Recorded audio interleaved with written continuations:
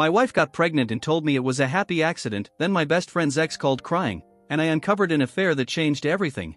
My wife, let's just call her Chloe, and I have been married for 5 years now, and we've been together for a total of 8. We basically started from the bottom together and slowly built up a life. When we first got married, we were living in this tiny apartment, barely scraping by, both of us grinding away at our jobs just trying to save up for a place of our own. 3 years ago, we finally bought our first home. It was everything we had dreamed of. We picked out the paint colors together, argued about cabinet handles, and even started a little garden out back. Everything was a shared project. We had agreed that we'd start trying for a baby the following year. That was the timeline we both committed to.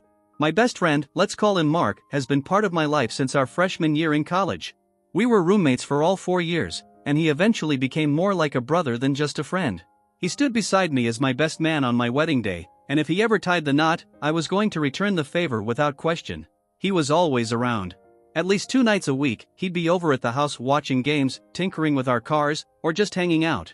He and Chloe always got along, and honestly, I thought that was great. It felt like the 2 most important people in my life genuinely enjoyed each other's company. I never thought anything of it. Then about 2 months ago, Chloe told me she was pregnant. I was completely caught off guard. We'd been careful because we had both agreed to wait until next year. When I asked her about it, she gave me this sweet smile and said maybe it was one of those happy accidents, like the universe had its own plan for us.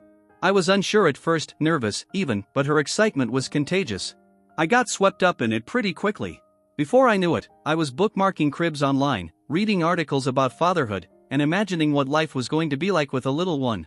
I let myself believe it was a beautiful surprise. Then about a month ago, I got a call that changed everything. It was Sarah, Mark's longtime girlfriend. She sounded like she'd been crying for hours. I could barely understand her through the sobs. She told me that she and Mark had broken up. When I asked what happened, she said Mark had been acting distant for a while, and when she finally confronted him, he admitted he had cheated on her. I was stunned, both for her and for him. I told her I was sorry and that I'd talk to him. In my mind, I figured he'd made a dumb mistake and I could maybe help fix things. They'd been together nearly 10 years. When I brought it up to Mark, though, he immediately got defensive. Said it wasn't my place to get involved and that things with Sarah were complicated. He admitted he'd messed up, but that he was dealing with it in his own way. I kept pushing, told him that you don't just throw away 10 years like it's nothing. That's when he got angry. Said I had no clue what was really going on and told me to drop it. We ended up in a screaming match, the worst one we've ever had. He stormed out of my house, and we didn't talk for a full week. During that week, Chloe was incredibly supportive, at least that's what I thought. She hugged me while I was upset, told me Mark was probably just dealing with some personal stuff, and encouraged me to give him some space. Looking back, that wasn't support. That was manipulation. Then last week, everything came crashing down. Sarah called again, but this time her voice was different. There was no sobbing, she was calm. Cold, even. She said Mark's story hadn't added up, so she started digging. She found a hotel charge on his credit card from a few months ago.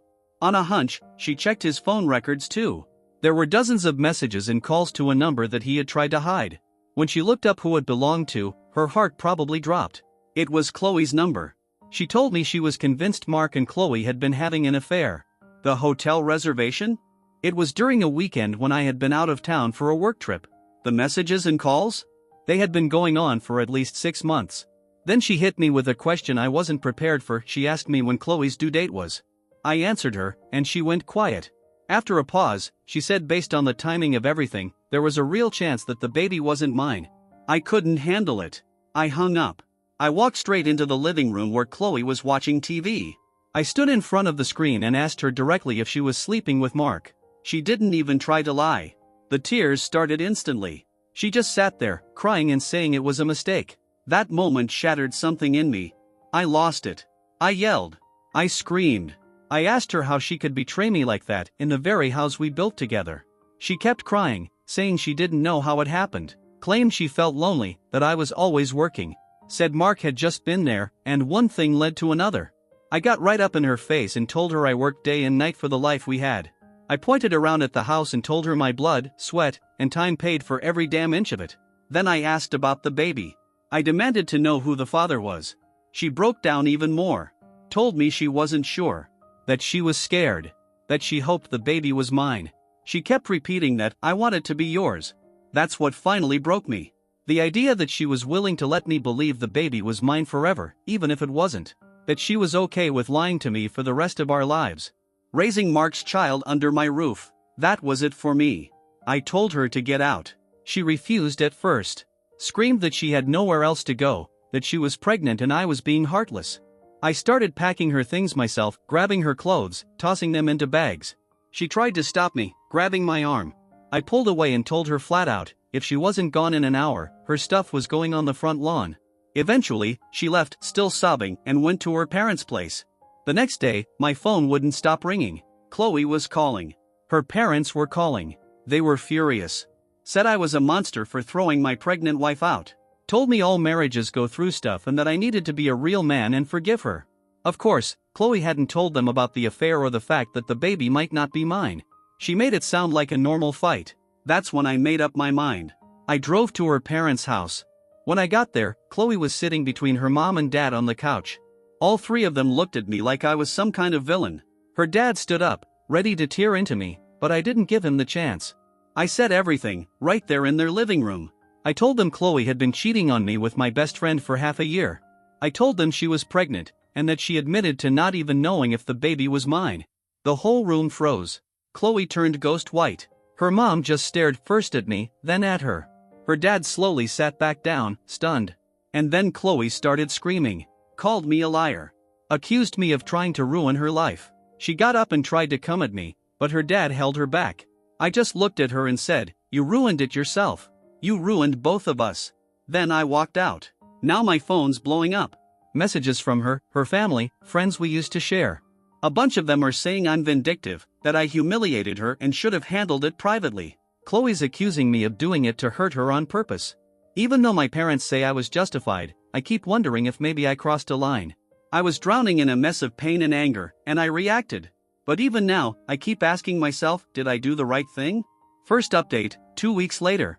It's been 2 weeks since I first shared everything, and before I get into the new developments, I just want to say thank you. Seriously. Reading through the comments and the messages helped keep me from spiraling. So many people said I wasn't the one at fault, and that meant more than I can explain. I also read stories from others who'd gone through betrayals like mine. It was heartbreaking, but in a strange way, it helped. I didn't feel so alone anymore. A lot has happened since then, and unfortunately, it's only gotten messier. The day after I walked out of Chloe's parents' house, things started to fall apart within her family. Her dad called me. The man sounded completely defeated. He apologized, said he was sorry for the way Chloe acted and for how he treated me when I came over. He admitted he felt disgusted by the whole situation. Said he was ashamed. Her mom, though? The complete opposite. She doubled down. She's been leaving angry voicemails on my phone, accusing me of destroying her daughter's life and warning me I'll regret what I've done. Chloe's been staying with her. As for Mark? Radio silence. He hasn't replied to a single call or message. He just disappeared. But Sarah, Mark's now ex, has been in contact. After I posted my original story, we agreed to meet up in person. That conversation was one of the most surreal experiences of my life. Sarah had gone through everything, Mark's bank statements, his phone records, everything. She still had access to his accounts. She laid it all out, with dates, times, and locations. And what she showed me hit like a truck. This wasn't some random hookup. This wasn't a slip-up or a string of poor decisions. It was a full-on, calculated affair. They had an actual routine. Regular lunch meetups. The same hotel across town every time. I felt sick hearing it. Sarah, though, she wasn't just heartbroken. She was furious. 10 years of her life wasted while Mark was building a separate life in secret. At one point, she looked straight at me and said, "They don't get to destroy our lives and walk away happy." And right then, I realized I agreed with her completely. We weren't talking about revenge in some Hollywood drama kind of way. It wasn't about vengeance.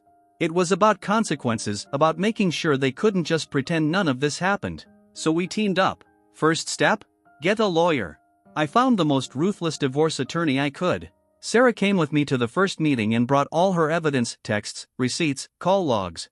My lawyer was blunt. Since our state is a no-fault divorce state, Chloe's cheating wouldn't make a big legal difference in how assets get split. But the paternity issue? That changed everything. We filed for divorce. And we also filed a motion requesting a court-ordered prenatal paternity test. Chloe was served the papers at her mom's house. According to the process server, her mother opened the door, snatched the papers out of his hand, and slammed the door without saying a word. A few hours later, my phone rang. It was Chloe, absolutely losing it. Screaming so loud I had to pull the phone away from my ear. She was hysterical. Accused me of trying to steal her baby. Said the stress would make her miscarry and that I'd have blood on my hands. Called me a monster. Screamed that she wished she'd never met me. I stayed quiet, and once she paused for breath, I calmly told her to have her lawyer reach out to mine. Then I hung up. The very next day, I saw their car pull up to my house. Chloe and Mark, together. I was already in the living room and caught them from the window before they could knock. I opened the door and stepped outside. They stood there on my porch. Mark looked uncomfortable. Chloe had that angry, stubborn expression on her face. Mark tried to talk first, saying we needed to talk things out, that things had gotten out of hand. I cut him off immediately. Told him he wasn't welcome here and needed to leave. That's when Chloe shoved past him and got right in my face. She screamed that this was her home too, and I had no right to kick her out or come after her child. She jabbed her finger into my chest and started ranting about how Sarah was manipulating me, calling her a vindictive witch who had poisoned my mind. Mark tried to calm her down, but that only made things worse. She turned on him, yelling that he needed to stop babying her and stand up for her for once. Right there on my front porch, they started arguing like two strangers who hated each other. Mark told her she was making things worse. Chloe started crying, saying he wasn't supporting her like he promised. I had enough. I shouted over both of them, told them they had 5 seconds to get off my property or I was calling the cops. That finally shut them up. Chloe gave me this look, pure hatred in her eyes. Mark didn't say a word. He just looked like all the life had drained out of him. He grabbed her arm and led her back to the car. As they drove away, I saw them still yelling at each other inside the vehicle. I changed every lock on the house the same day. I also froze our joint savings account, leaving just enough in our shared checking for any bills that were coming up. My lawyer told me to do it to protect our assets, just in case Chloe tried to drain them. I also started the process of getting the house appraised so I could buy her out of her share if needed. Sarah and I have been seeing a lot of each other lately, not romantically, just practically. Between meetings with our lawyers, going through bank records, sorting out documentation, there's been a lot to handle. She's filing a civil suit against Mark to try to recover the money she put into their home. It was in his name, even though they both paid for it. I know things are going to get uglier before they get any better. Second update, 1 month later. This is probably going to be my longest update so far. Things have escalated big time. The judge approved our motion for a prenatal paternity test. Chloe and her attorney fought hard to stop it. They claimed it was just meant to cause her stress and that it was medically unnecessary. But my lawyer brought in everything Sarah had dug up, hotel bills, messages, phone logs, and argued that we had every right to know who the father was, especially for custody and child support decisions down the line. The judge agreed. The day Chloe went in for the amniocentesis was tense. Her mom called me that morning, sobbing on my voicemail. She accused me of putting her daughter and unborn grandchild in danger just to feed my ego. Called me heartless. I didn't even finish listening. I just deleted it. Truth is, I didn't feel good about forcing that test. But I knew I had to. The doubt had become a sickness in me, and I needed it gone. 2 weeks later, my lawyer called. Told me to come to the office. Sarah came too. We sat in his conference room, and he slid a document across the table. I barely read past the first line. The alleged father is excluded as the biological father of the fetus. There it was. Black and white. I should have felt relief. I should have felt free. But I just sat there, staring at it. That one sentence confirmed what I almost spent the rest of my life believing. That I was going to raise someone else's child under the illusion that it was mine. Sarah placed her hand on my arm. Didn't say a word. She didn't have to. After a minute or two, the lawyer cleared his throat and started outlining what came next. Now that we had proof, the divorce process could move forward more cleanly. No custody battles. No child support from me. I was finally free from all of it. We got the house appraised, but Chloe's lawyer contested the numbers. Claimed the value was way too low. Of course. We're still waiting on the second court-appointed appraisal for the house. While that's dragging on, I've been cutting ties, bit by bit. I went through the entire house and packed up every last thing that belonged to Chloe. Labeled the boxes, stacked them in the garage. Then I left her a voicemail letting her know everything was ready and she could come get it. She showed up a few days later, and of course, she brought Mark with her. It went about as badly as you'd expect. I didn't want to deal with them alone, so I had a couple of close friends over, just in case things got heated. The moment Chloe stepped inside, she noticed that I had already stripped the walls bare. All our pictures, every photo of us, gone. She started crying, but not in that dramatic way. It was quiet, almost like she couldn't believe what she was seeing. She whispered something about how I had completely erased her. Mark, trying once again to play the peacekeeper, came over to talk.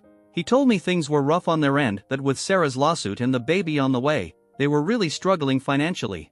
Then he asked if I'd consider being a little more generous with the divorce settlement. I couldn't believe what I was hearing. This man, standing inside the house I paid for, beside the woman he had an affair with, was asking me for money. That was it. I snapped. I told him straight, every dollar I gave to Chloe beyond what the law required was one less dollar I had for the life they tried to wreck. I said they made their choices, and now it was time to deal with the consequences.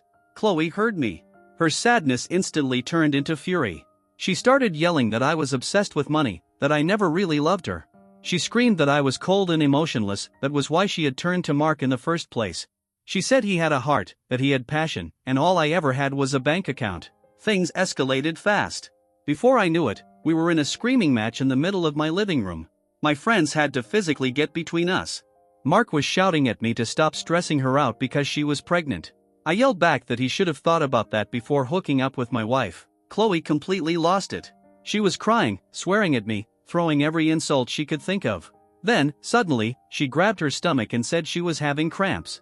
Mark freaked out. He screamed that it was my fault, that if something happened to the baby, I'd be responsible. He rushed her outside and into the car. As they drove off, he looked back at me like he wanted to kill me. And despite all the drama, they didn't even take her stuff. The boxes are still sitting untouched in the garage. Since then, the mess has spilled into our entire friend group. Sarah and I agreed from the start, no more secrets. When people asked what happened, we told them the truth. We showed them the paternity test results. That shattered what was left of the friend circle. Some people took Chloe and Mark's side. They bought into the idea that I was some bitter, heartless monster and Sarah was just vengeful. Others were disgusted by what happened and cut all ties with them. Now every invite feels like walking through a minefield. We've lost friendships. A lot of them. But the real bomb dropped at work. Mark and I worked at the same company, different departments, but the same building. While digging through Mark's records for her case, Sarah noticed something strange. He had expensed several expensive client dinners that lined up with his hotel visits with Chloe. The restaurants weren't even near the client's offices. She also found that he'd taken the company car on long drives that clearly weren't work-related. At first, we weren't sure what to do. It felt petty. But then we remembered him standing in my house, asking for handouts. Chloe acting like I was the villain. We were done protecting them. I submitted everything anonymously to HR through the company's whistleblower channel. I didn't mention the affair, just laid out the suspicious financial behavior. An internal investigation was opened the following week. Not long after, I heard he'd been suspended. And then yesterday, I got word from someone in the office, Mark had been fired. Misuse of company resources and gross misconduct. Just like that, his career was gone. The same company we both started at when we were fresh out of school, he's finished there. When I called Sarah to tell her, she paused for a second and just said, "Good." Later that night, I found my car's tires slashed in my driveway. There's no hard proof of who did it, but I don't need a detective to figure it out. I filed a police report and put up security cameras around the house. This is just how life is now. In all of this chaos, Sarah and I have grown closer. What started as two betrayed people teaming up has turned into something more. We understand each other in ways no one else can. The anger, the grief, it's shared. And we've been fighting this battle side by side from the beginning. I've stopped wondering if I'm the bad guy in all of this. I genuinely don't care anymore. I'm just finishing what they started. Final update. This will be the last time I talk about any of this. I've said everything there is to say, and honestly, I'm just done. I'm tired of letting this story live in my head. The divorce was finalized last month. After Mark lost his job, their ability to fight me on anything financial completely disappeared. Chloe's lawyers stopped pushing back. They agreed to the second house appraisal. I had to refinance and take out a new mortgage, but I bought her out. The house is mine now. Her name's gone from the deed. It's over. Her dad came by while I was at work to pick up her stuff. He left a handwritten note, short, just said he was sorry for everything. That's the last I've heard from either of her parents. Her mom never called again after that one nasty voicemail. Mark's career is officially dead. Being fired for misconduct in our field is like a scarlet letter, he's blacklisted. Sarah's lawsuit wrapped up too. She proved in court that she contributed significantly to their shared home and finances. The judge ordered Mark to pay her back. Now he's got no job and a mountain of debt. Chloe gave birth to a baby boy about 2 weeks ago. I only know because an old mutual friend sent me a picture. I deleted the message immediately. That child may exist, but he has nothing to do with me. According to the same friend, Chloe and Mark are living in a cramped apartment. He's picking up cash doing manual labor. She's on maternity leave from a part-time gig that might not even be there when she returns. Their lives are a mess. They got what they thought they wanted, each other, and a baby, but they lost everything else along the way. Sarah and I are together now. We live here, in the house I worked so hard for. And yeah, I fell in love with her. Funny how life turns out.